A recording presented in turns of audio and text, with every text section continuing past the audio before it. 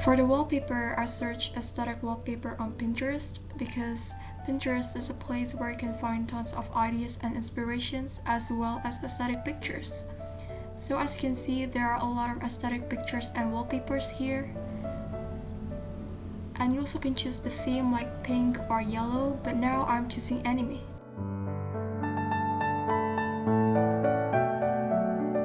After you find a picture that you like, download image to save it on your gallery.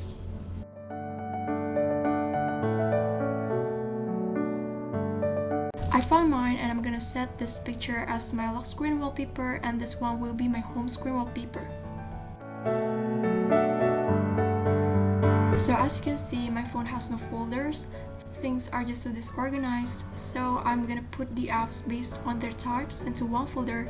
Like I'm gonna put social apps into one folder, and I go to igfonts.io and I type socials, and here you can find plenty types of fonts.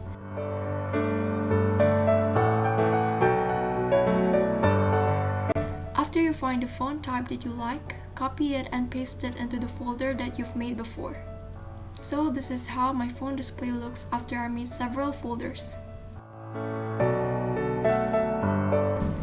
There are actually a lot of aesthetic phone cases that you can buy, but I decided to keep it simple, so I just put a picture that I made myself on my phone and I cover it with my clear case. You also can put a Polaroid or stickers instead.